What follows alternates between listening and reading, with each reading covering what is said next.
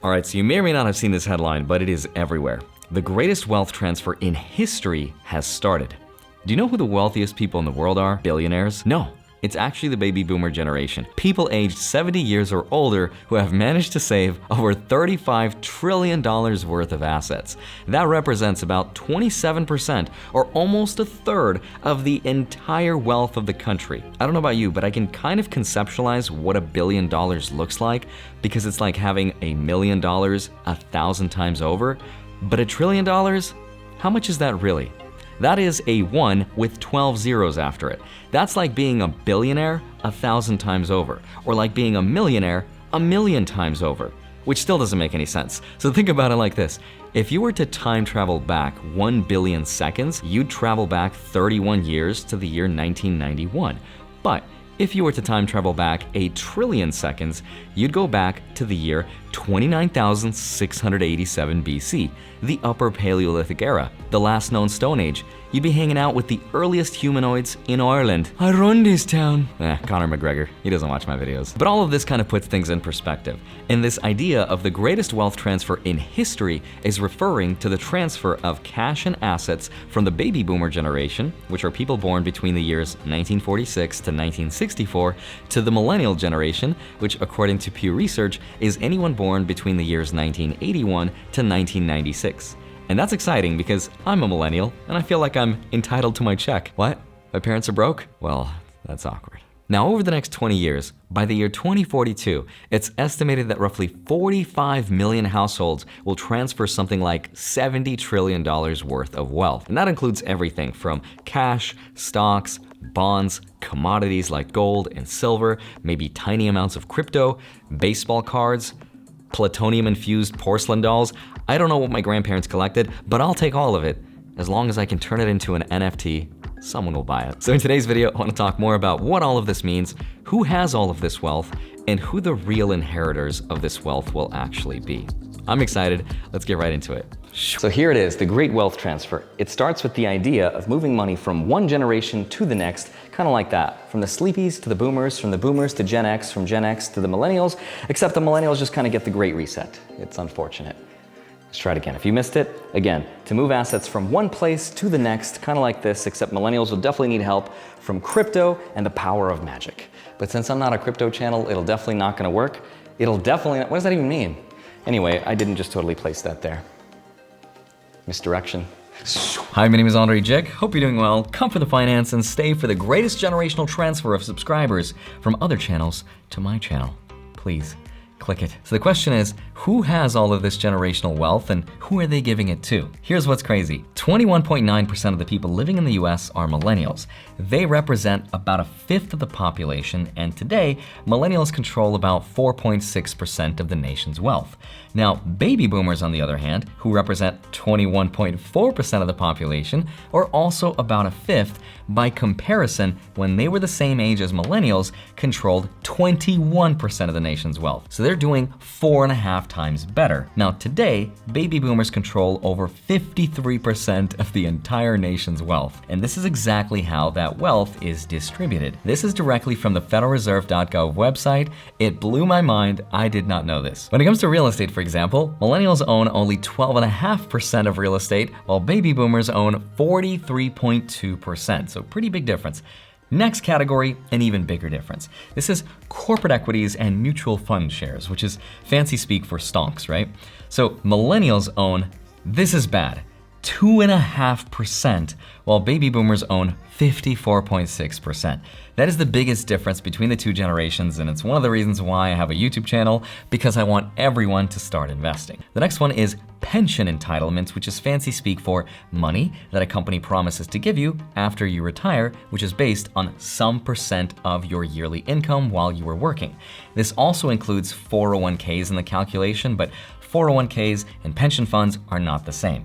401ks is money that you put in your account while you were working, which is completely up to you, and pension funds depend on your company that promises to give you money as long as that company's still around. So here, the difference is also pretty big.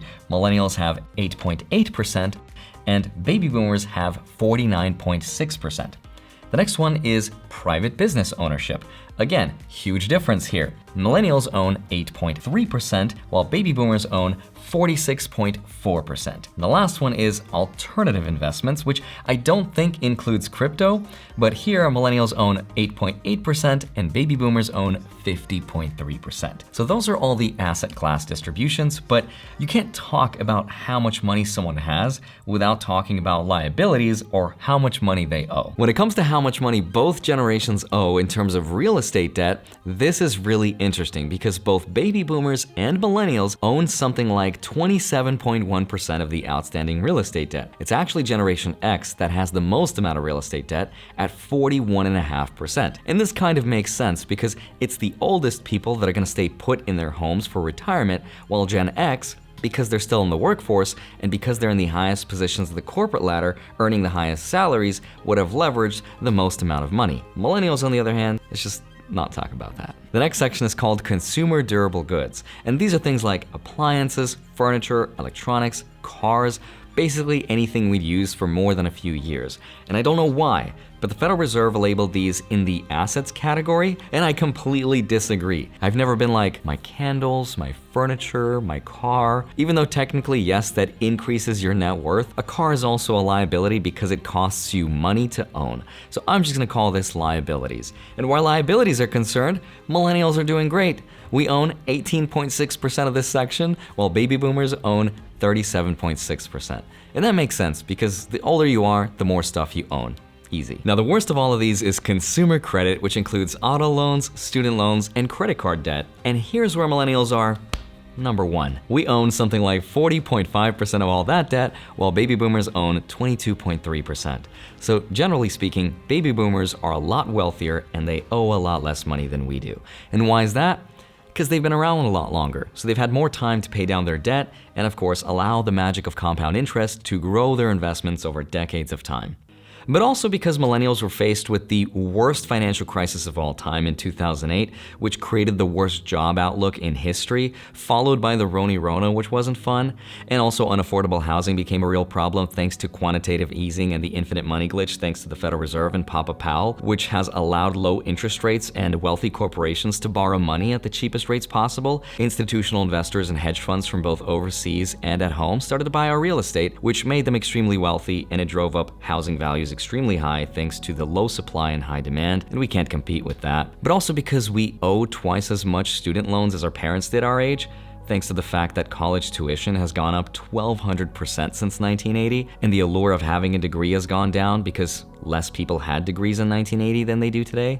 Things like that, but who's counting? So that's created a very sus generation, which is why we're getting married later, we're having fewer kids, and we're not buying houses because we cannot afford. It's also a huge reason why millennials are the biggest meme investors, because we're sort of quasi-gambling or investing into super risky assets and buying things like Dogecoin and NFTs and Pokemon cards because it's inherently in our nature to want to take our shot to try to catch up. The silver lining, though, is that we are going to become the wealthiest generation of all time over the next 20 years. So millennials will eventually have a come up, but this poses a question. Who is giving up all of this generational wealth, and who's going to be the real people to benefit from this? According to the Boston College's Center on Wealth and Philanthropy, the biggest beneficiary of this wealth transfer will actually end up being women. Up to 70% of the great wealth transfer will end up in their hands, and women will rule the world. I knew it. By 2030, women will control roughly 2/3 of the entire nation's wealth. And this is because women tend to live longer than men. So as the baby boomer men pass on, they have to give their wealth to their wives. Now, unfortunately, this happens with every generation. So as the women pass on too, they will have to give up their wealth to their kids and their grandkids, which of course is going to be Gen X and millennials. And by 2030, millennials are set to increase their net worth by 5 times as much as they have today. But the real beneficiaries of this wealth transfer will actually be the rich and the corporations, and here's why. First though, let me go on a quick tangent about averages, because the average inheritance is worth between $100,000 and $1 million. Also, the average baby boomer in 1989, between 25 to 34 years of age, had an average net worth of $125,000. Meanwhile, millennials in 2016 with the same age bracket had a net worth on average of $100,000. Also, none of that is true. The law of average is hugely skewed by the ultra-rich. Here's how ridiculous the average is. Imagine I'm a nerd and I have 100 NFTs, both of which are true. And I'm standing in a room with 9 other people who don't care about NFTs. They have no interest, they've got 0. There's 10 people in the room, but on average, each one has 10 NFTs. But that's not true because I've got all of them. The point is, don't ever feel bad about yourself when reading anything online about average net worths because they're hugely skewed, unless they're giving you very specific parameters. Like here's an example. The least wealthy families inherited an average of $6,100. The wealthiest 1% of families inherited an average of $2.7 million. Now, breaking that down further into different incomes, here's how much you can expect to maybe inherit depending on how much your family makes. So if your family makes between $25,000 to $50,000, the average inheritance was $14,800. If your family makes between $50,000 to $100,000, the average inheritance was $22,500. And if they make between $100,000 to $250,000, the average was $51,400. Which, again, $51,000 is a lot of money, but it's nowhere near the average $100,000 to $1 million inheritance because, again, rich people hugely skew those average numbers. The second reason that the real beneficiaries will be the corporations is because most people will lose those inheritances by their second generation. This is gonna blow your mind. First, I wanna give credit to my friend Graham Stephan who mentioned this in his video, but this really blew my mind because 70% of the families that inherited their wealth will end up losing all of it by the second generation. And by the third generation, 90% of families will have less money than they started with. This is because they did not build that wealth themselves. They inherited it. In fact, most millionaires are self-made. 68% of the wealthiest people in the world were self-made. So the reason that 70% of people will lose that inheritance is because they're not taught about investing. If anything, they're taught not to talk about money. But if you don't talk about money, how would you know what it's really worth and how long it took to build it and how to actually manage and invest it? And that's why by the third generation, 90% will have less money than they started with because their mindset is more based on the consumption of that wealth. And so they'll use that money to buy a house or buy a car or pay down their debt. And before you know it, all of that money just disappears. Now, when it comes to inheriting a business though, the statistics are almost equally as bad because by the third generation, only 13% of businesses will be running, and by the fourth generation and beyond, only 3% of businesses will have survived. And this makes perfect sense because the farther out into the generations you go, the more they will have lost sight of what it took to create and what it takes to successfully run it in the first place. And all of this sort of reminds me of a quote I heard a long time ago. I don't remember from where, but it stuck with me ever since. And it goes like this: hard times create strong men. Strong men create good times. Good times create weak men, and weak men create hard times. And it goes back to the beginning. And the reason I relate with that story is because my parents and I grew up during really hard times in the Soviet Union when we didn't have any money and it was horrible, right? And that's my whole inspiration for why I wanted to become financially independent in the first place. And now that I have, I'm trying to create good times, which means that if I ever have kids, I have to be extra careful about what I teach them with regards to the value of money and how to actually invest it. But lucky for millennials, they are going to become the wealthiest generation of all time. And here's exactly why. 76% of all crypto buyers are millennials, 17.4% are Gen Z, and only 1.2% are baby boomers. Now, don't listen to what I have to say because I drank the crypto Kool-Aid, but it's my belief that in the next 5 to 10 years, crypto, specifically Bitcoin and Ethereum, are going to be the best performing assets in the world. And it's my belief that crypto, blockchain, and Web3 are going to become the backbone of the future of infrastructure. It's just going to take some time for the people in power and government to be replaced by that younger generation, but inevitably it'll happen. Now, personally, I'm not so lucky that I'm going to inherit some crazy amount of money, but if you are, always remember what I said in this video.